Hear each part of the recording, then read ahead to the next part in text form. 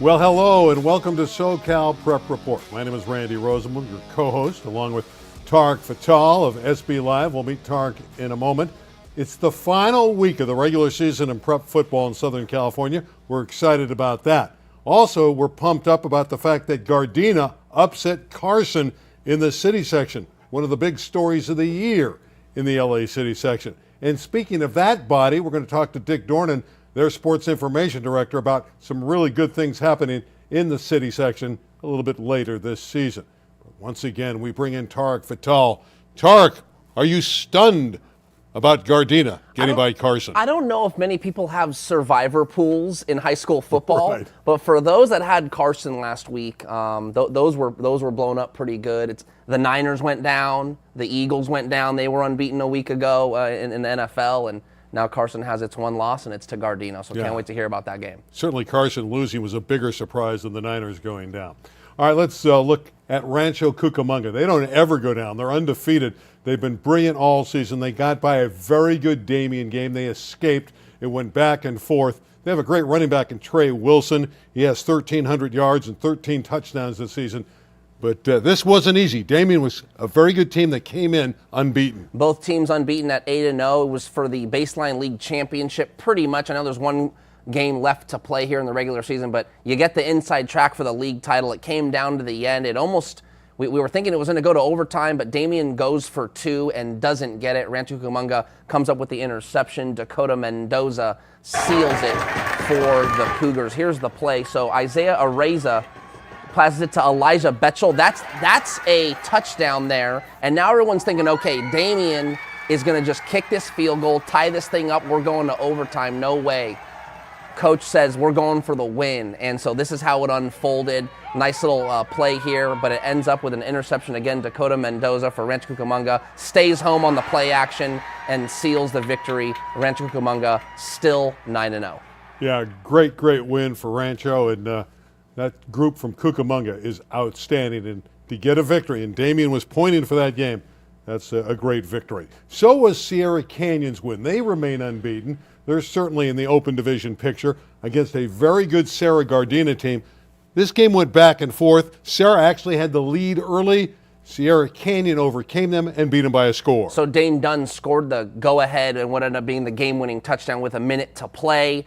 And it gives Sierra Canyon the inside track and most likely the league championship for the second year in a row in the Mission League. That's a big deal. They're 9-0, and they're headed to the Division I playoffs for the first time in program history. There was a great race in the Bay League. Now, this is a league that's dominated by Palos Verdes, but Culver City has a strong team this year, and they gave them a really tough battle, but Palos Verdes won the game 34-31. That's been a team that has been on everyone's radar. Again, like you said, 9-0. Guy Gardner's the coach, long time there, and they got this quarterback named Ryan Rakowski, and he's only a freshman. So you're talking about a freshman leading a team that is still unbeaten at the varsity level. That's pretty impressive. And Luke Guyton's a great receiver at Palos Verdes as well. Palisades in the city got by Venice in the Western League.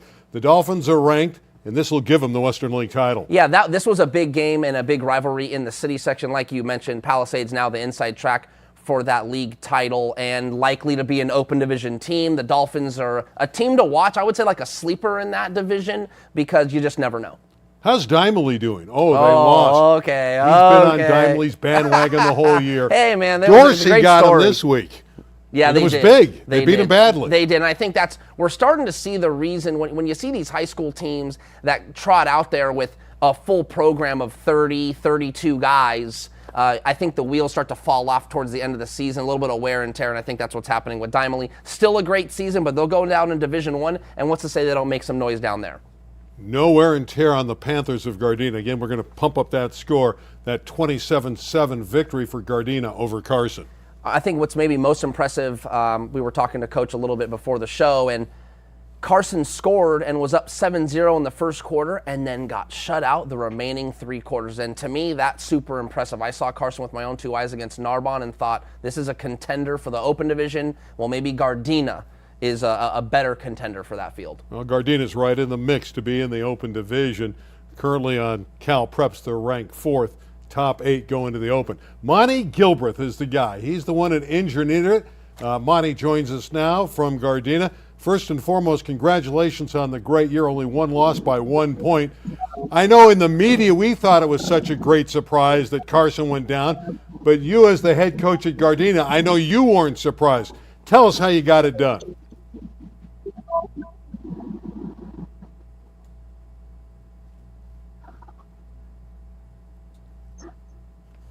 Well, it's a victory frozen in time, it looks like right now.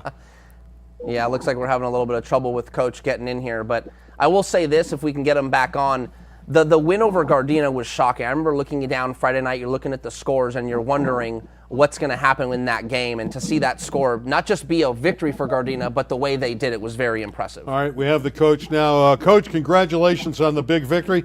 How did you beat Carson, the big guy on the block?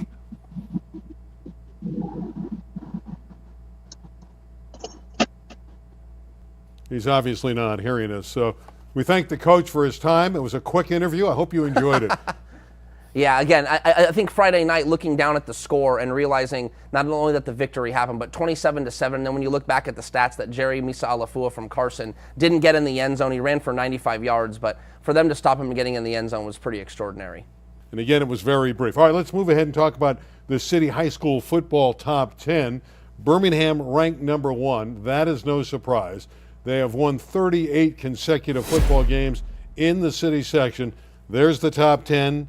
There's been some changes, but it's the top group. So now Garfield is actually at number 3, and Gardina's win puts them at number 4. Or excuse me, Garfield goes to 2, and Gardina's at number 3. Granada Hill's still at 5, Palisades at 6. That's all going to change. Dimely drops out. That's a team that's been in the top 10 all year long, but with their 2 straight losses, that's a completely different time frame in regards to the top 10 now. They're going to go down to the Division I playoff, so we'll see what happens in the last week of the season. And Narbonne in at number 10 for the city section. Yeah, Narbonne has improved to 4-5. They're a young team with a lot of talent.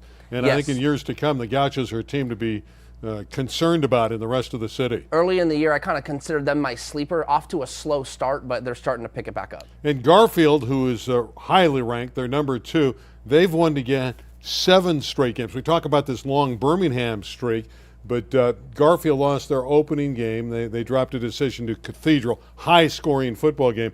But this Garfield team's rolling now. They've won 8 in a row. Yeah, I think that's a team, even though they're at number 2, they've kind of been under the radar because their league isn't very competitive, so they're rolling over teams, but clearly they're ready to go for the playoffs. And are they a team to beat? I don't know, because you look at Gardina, for example, and they have this quality win over Carson. So in my opinion, that stamps them as a team to beat. I haven't seen too many Garfield wins, in my opinion, that's like, wait a minute, whoa, look what they did here. In fact, I would argue their loss to Cathedral is more impressive than some of their wins they have, which means they can roll with a Southern Section team. Last ad on the city top 10, 5 of them out of the Marine League. Yeah, I think we all knew the Marine League was the toughest league this year in the section.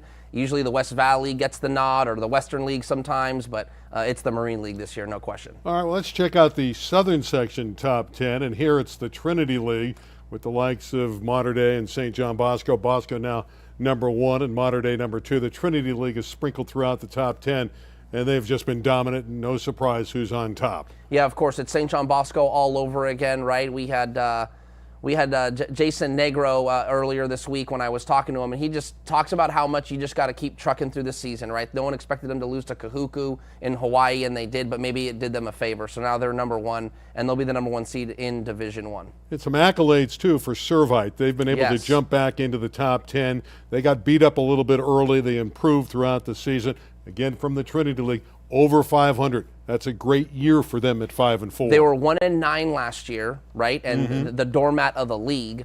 And look at Servite, and actually, I don't know them off the top of my head, but I do know their 4 losses are to the teams 9-1.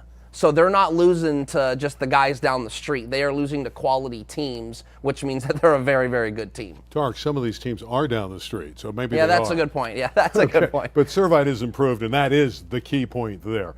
Some great performances this week in both the LA City section and the Southern section. We always like to talk about some of these players, and we're going to start with a City young man who was there last week. The kid from Eagle Rock, Riley Brousseau. This quarterback has thrown for nearly 1,000 yards in the last 2 weeks. This time 456 yards and 3 touchdowns, and he ran for 2 more in the victory over Lincoln. Eagle Rock, I think, they're like this fringe open Division I team. I don't really see them getting into the open division, but with numbers like that and a quarterback as talented as that, I have always said it in high school, the hardest thing to defend is the pass. So when you got a quarterback that can put it wherever he can, that makes you a team to beat. Eagle Rock's a really good one. Hey, we were just talking about Servite, and there's Leo Hannon, their quarterback. He had a great game, over 300 yards, 4 touchdowns, and that's a nice win over Santa Margarita. Really, really impressive. And again, if I'm not mistaken, that was their first win in Trinity League play since 2019. So talk about falling on hard times, but here they are back. Remember, they had Troy Thomas as the head coach,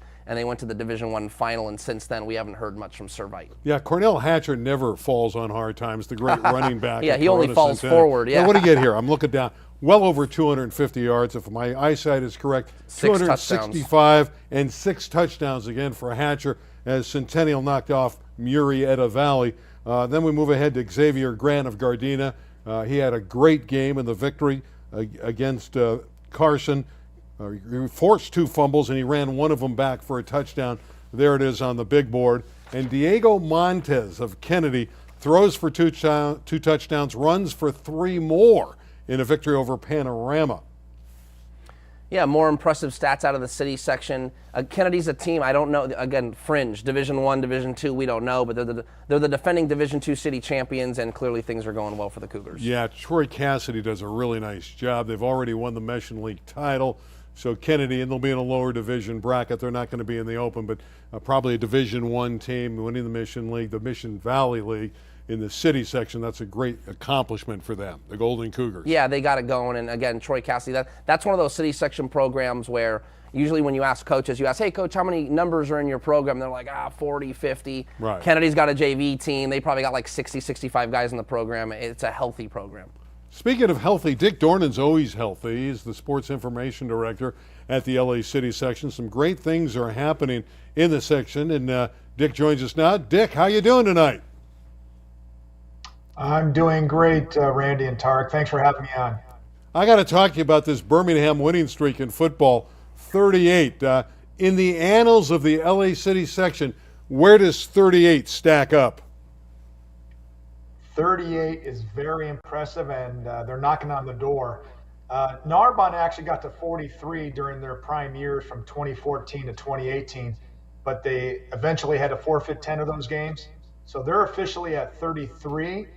So the current city section record is 42 by Wilson High School from 1975 to 1978. And if Birmingham wins out, 1 more game in the league and then 3 in the playoffs, they will tie Wilson for the all-time winning streak versus other city section schools. So very impressive. That's the Wilson team with Ron Kusha at quarterback and Vic Kusha coaching them, correct? Yeah, that is correct. They had a great run back in the day, and in the mid 70s, late 70s. But we can't forget, probably the greatest streak was Banning High School. They didn't necessarily have the longest winning streak versus city schools, but they won 6 consecutive major titles at the highest level. Back in the day, they are one of the greatest programs we've seen. And at one point, I believe they had 21 consecutive wins in the playoffs. I mean, just that stat alone is staggering when you're playing at the highest level, when Banning played Carson consistently year in, year out. You got to love when Randy throws out names from teams in the 70s. Really, I remember those guys too. I was going to ask you, Dick, when you think about teams in the section and the way they dominate, it's bittersweet, is it not? Hey, we got this team that's kind of rolling over guys, and then there's the other side of it. Well, wouldn't it be nice to maybe have a new champion per se, maybe a little more parity? Talk about how that might be bittersweet at the section, to be proud of a team that's doing so well, but at the same time, maybe you look at it and go, man, it would be kind of a nice story if someone knocked them off.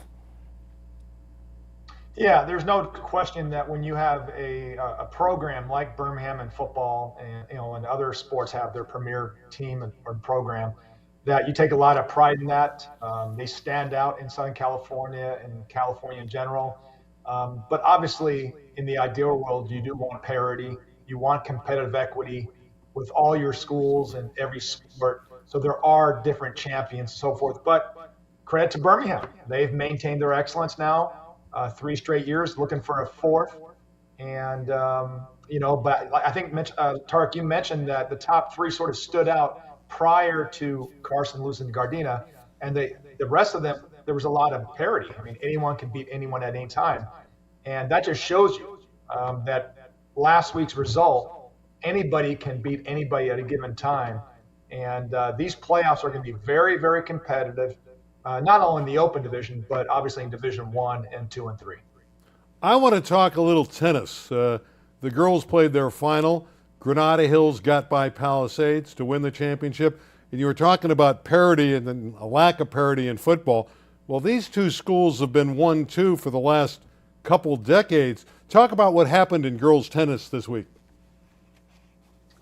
Well, we had the girls' Open Division Championship yesterday at Balboa Tennis Courts, and Granada Hills prevailed in another great match over Palisades, 16 to 11.5. It's Granada Hills' 13th city title overall, and their first since 2019. Palisades has always been the big challenge every year, and these two programs have met for the most part for the last 2 decades, but either school has won a section championship at the highest level in girls tennis since 2002. Palisades has 12 titles in that span.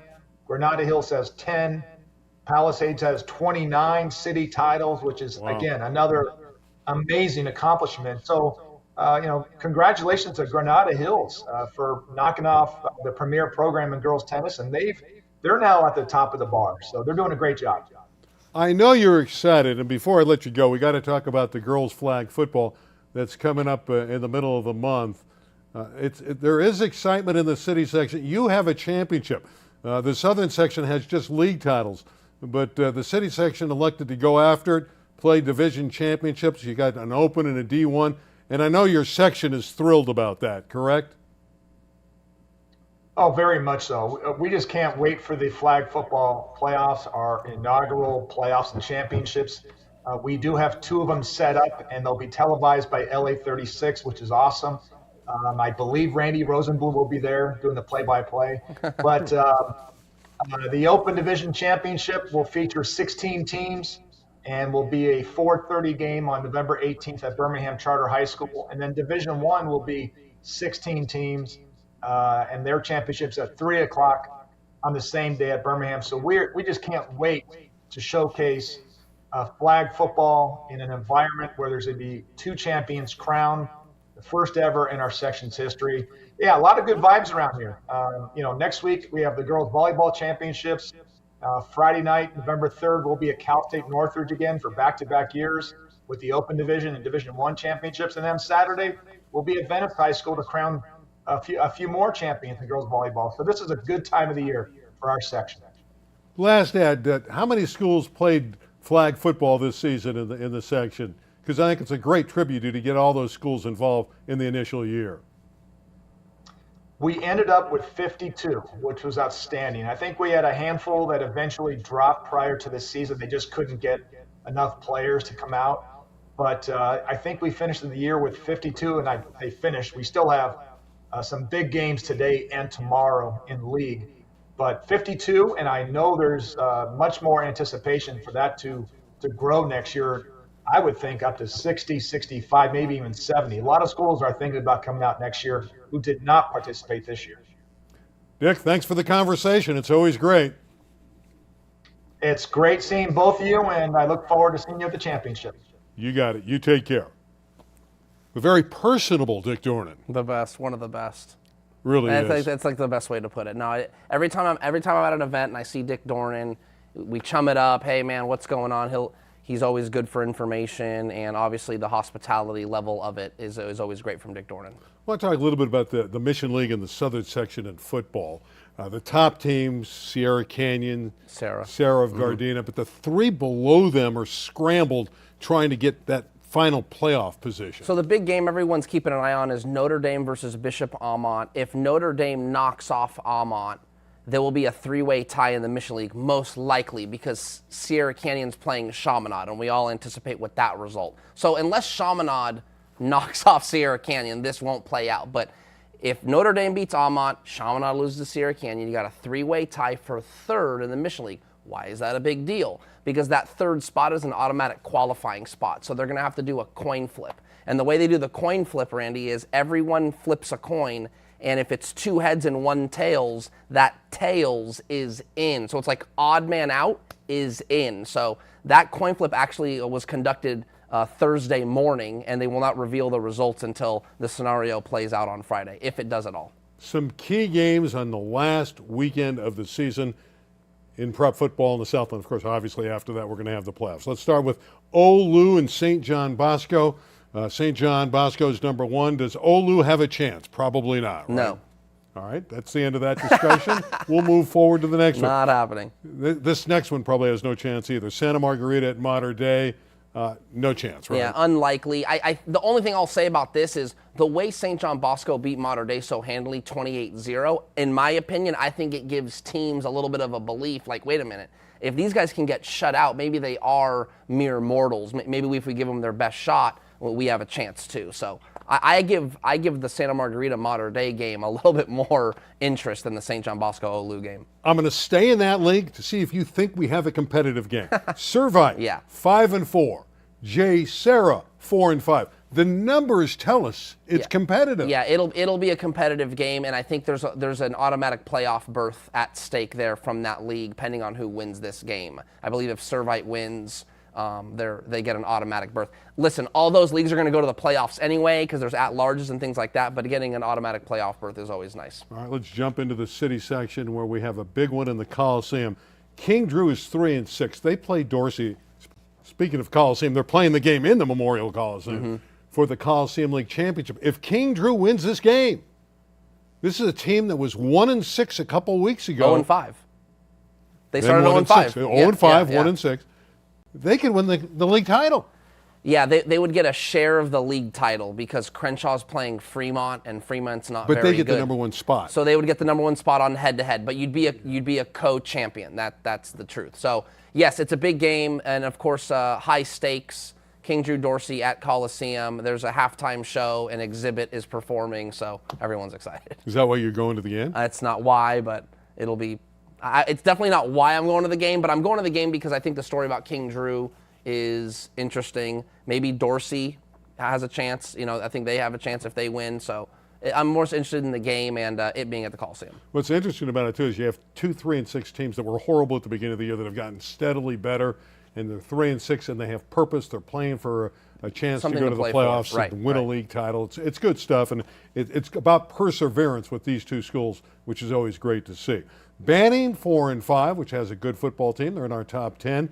At Carson, this one is entertaining. Banning and Carson have more championships combined than just about anybody. Yeah, there's interest in this because now we get to see how Carson bounces back from obviously I don't know if you want to call it devastating, but a shocking loss to Gardina. So they're going to want to get a nice win under their belt before the playoffs start next weekend.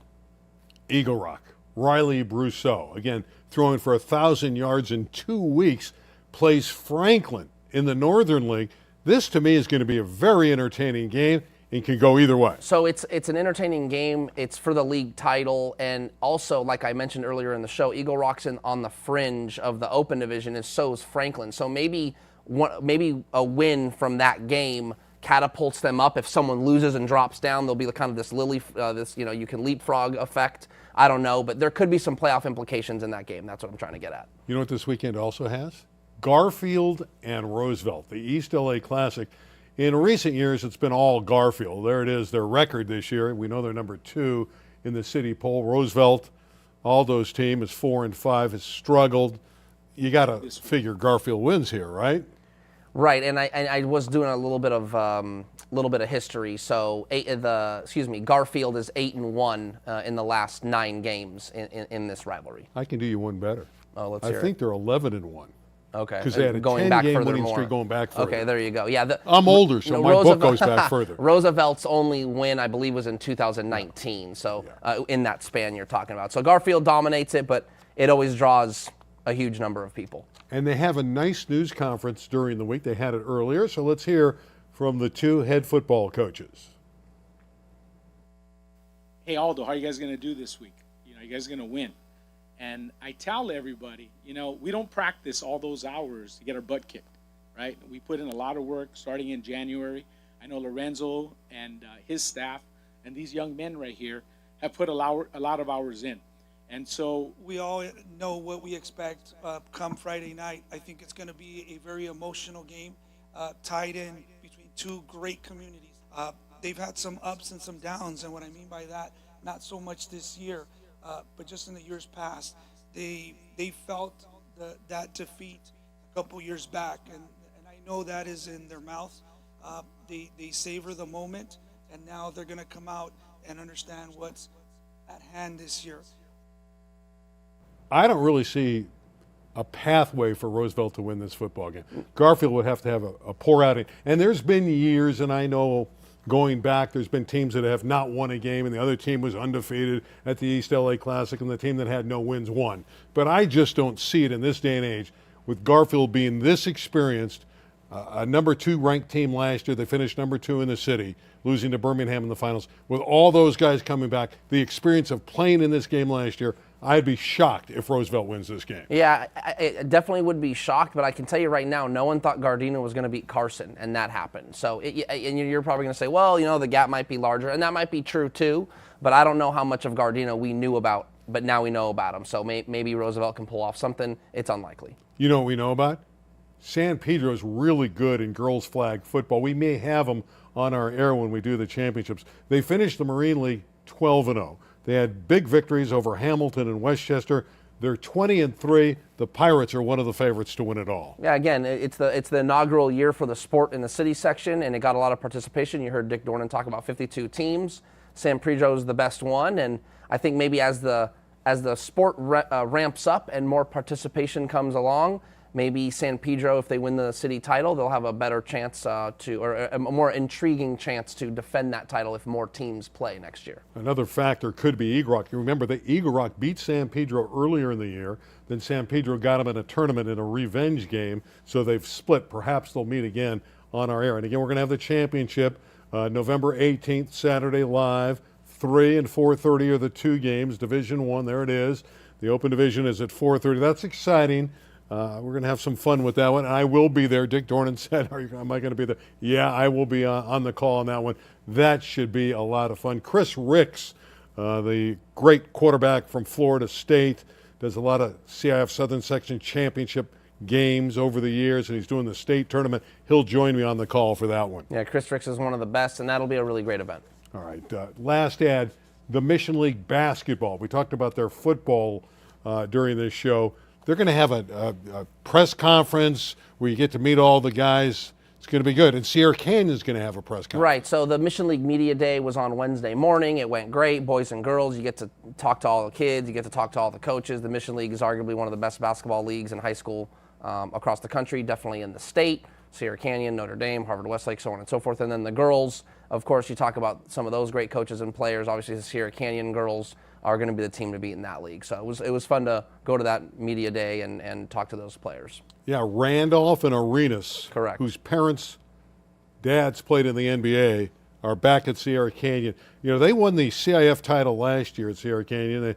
They did not win the state championship. That went to the guys over on the other side that won at Duluce's club. Etowanda. At Etowanda. They could be as good this year, right?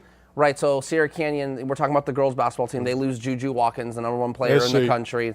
She's at SC now, but you could arguably think maybe they might be a little better. The ball might move around a little bit more. And, yeah, you're talking about McKinley Randolph and Azalea Arenas. Those are the 2 you're talking about. That's it. The show's over.